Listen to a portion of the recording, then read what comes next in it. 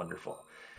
Well, thank you, everybody, for watching yet another episode of our community spotlights with the amazing fundraisers here on Tiltify. Today, I am joined by Hannah, otherwise known as Lomadiah. That's the one. Yep. Well done. Oh my gosh, I just threw it out there. Every time I look at it, I'm like, I'm not even sure how to tackle. Yeah.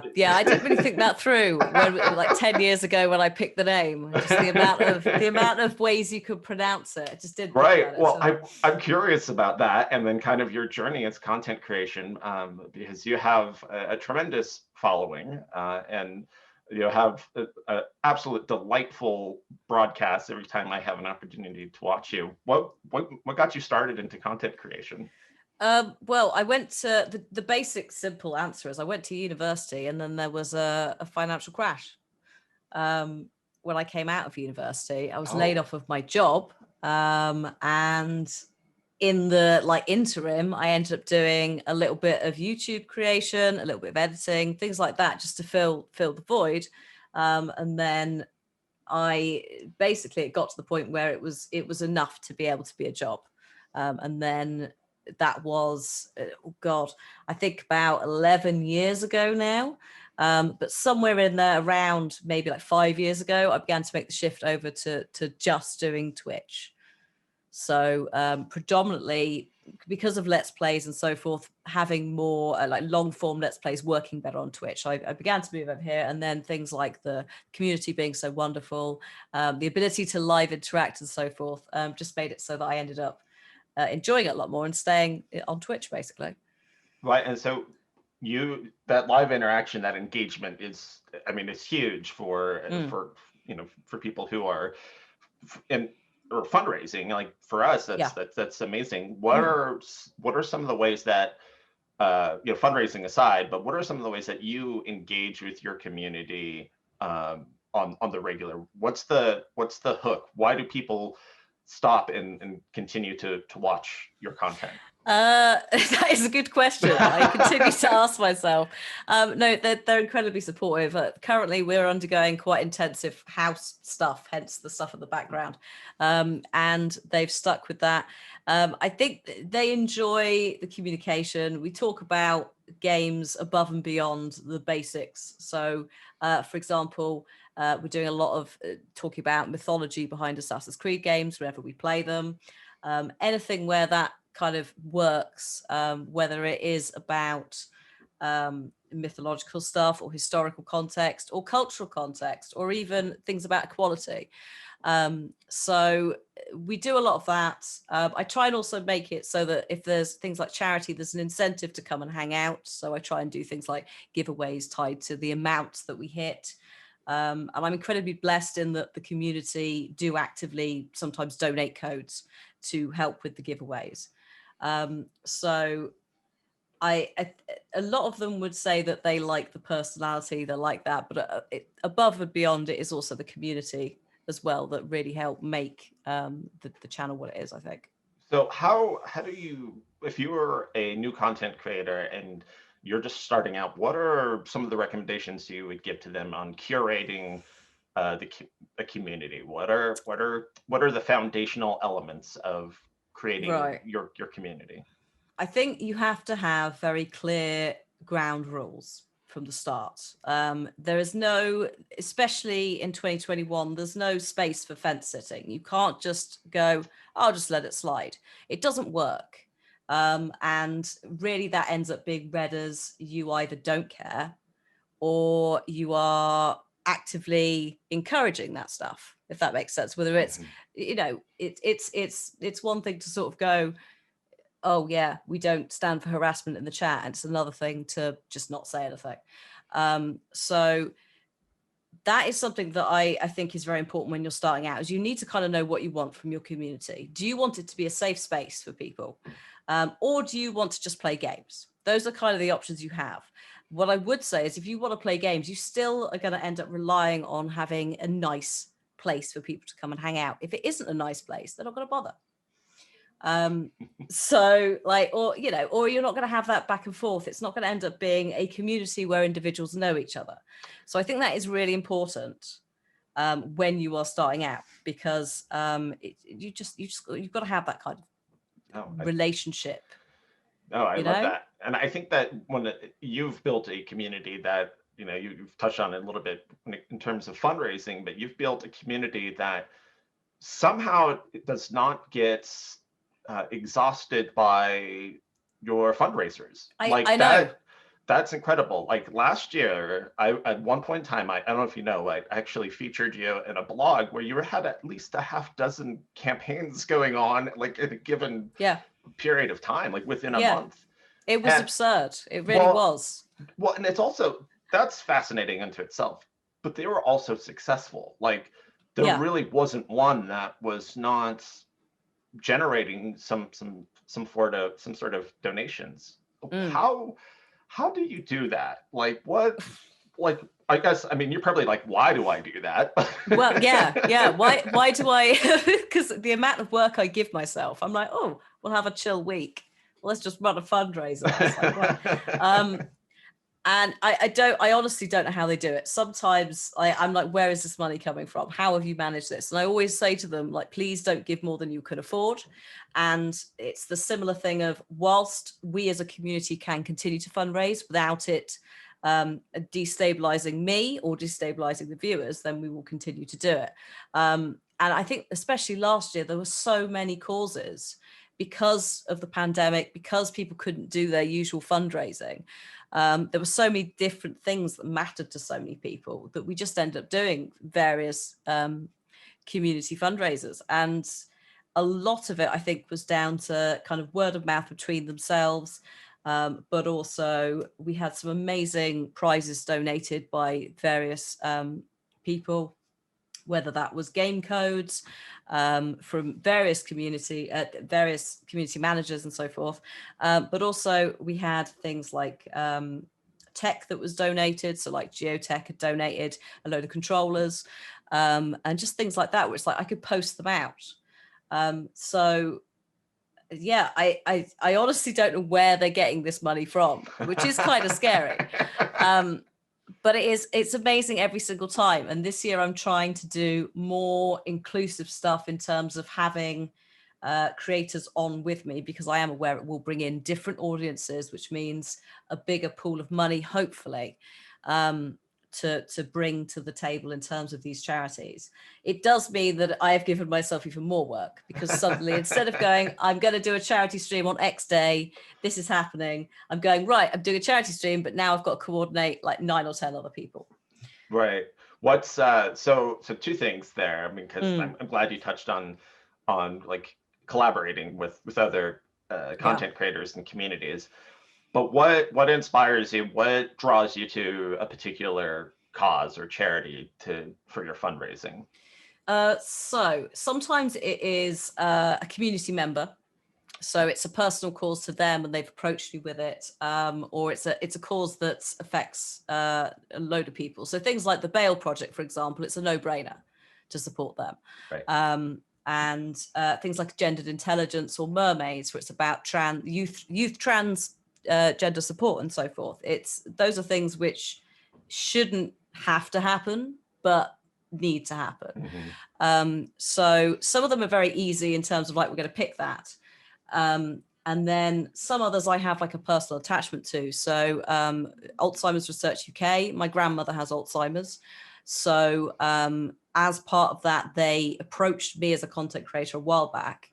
And I basically every year have penciled them in off the back of that, because I do have a relationship with them, but at the same time, it is something where I feel like I can't necessarily help her with her condition, especially in lockdown. She's on the other side of the country in a care home, and I basically call her once a week kind of thing.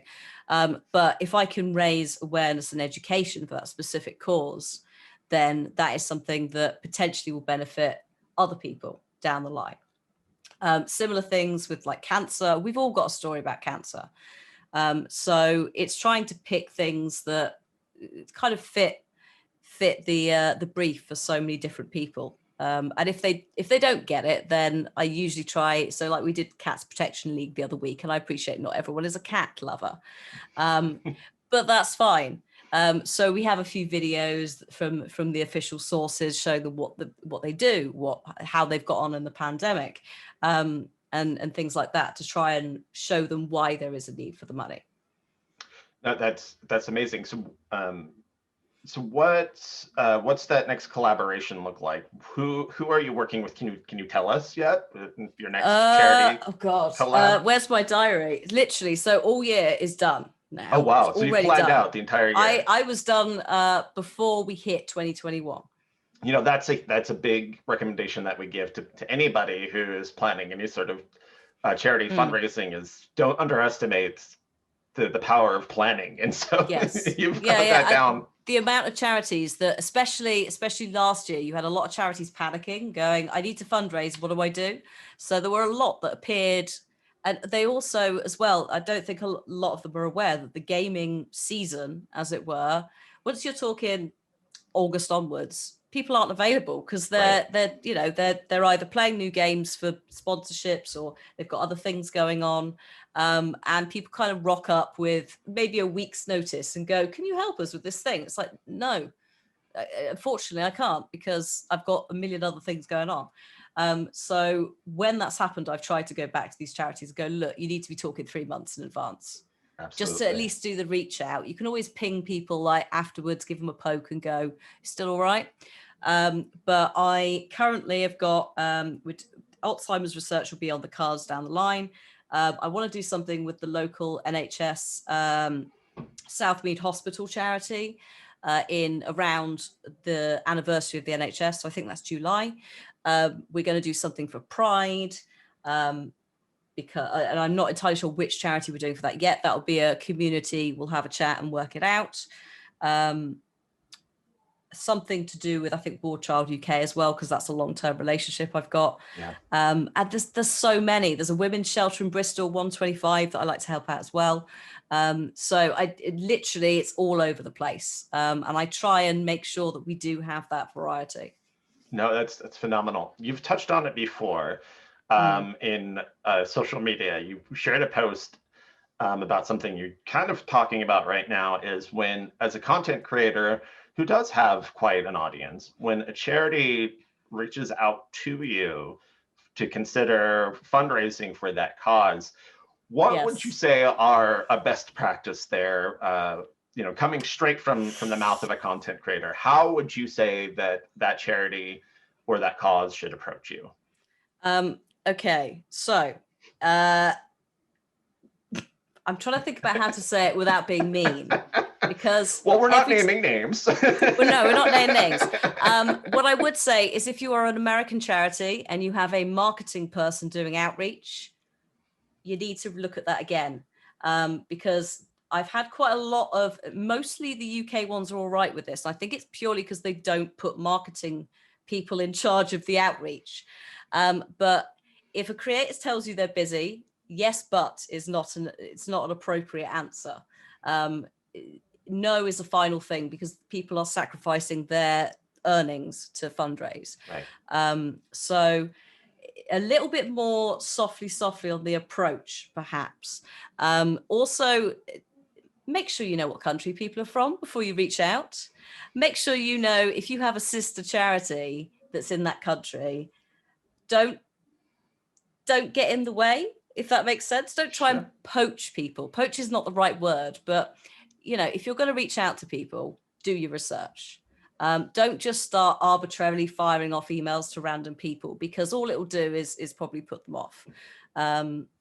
So that timing as well, like if you aren't reaching out at the start of the year to just make contact and build your contact database, let's say, then you're not going to do very well later in the year, just because it is that gaming industry time when it's so busy.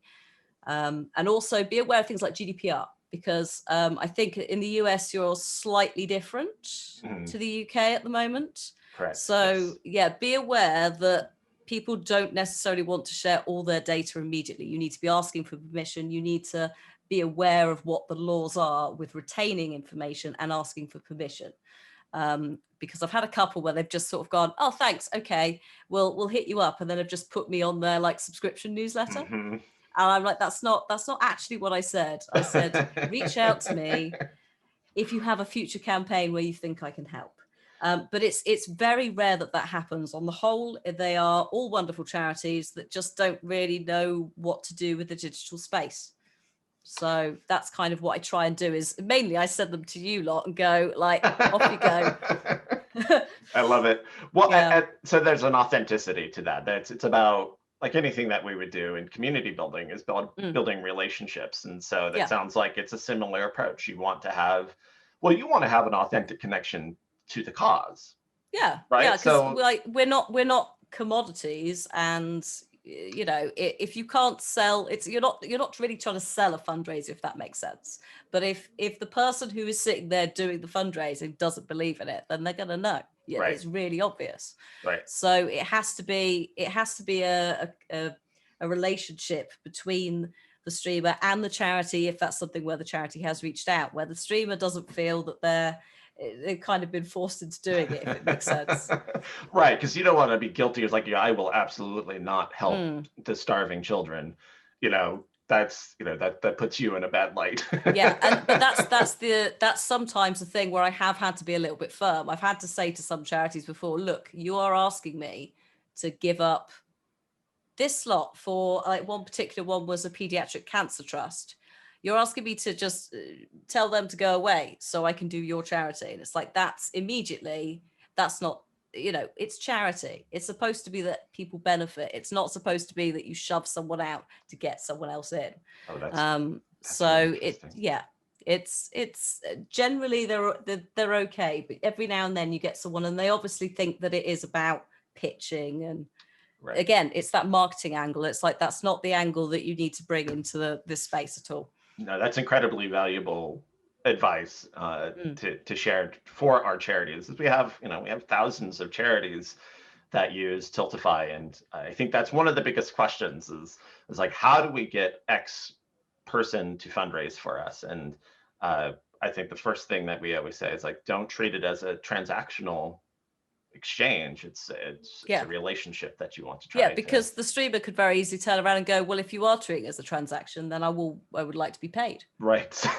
Well, and that's not ideal, is it, for anybody? No, right. And I think that's, quantifying the amount of time that it takes to do a fundraiser, in addition to, if this is your primary source of income, then you're also losing out often on your pay.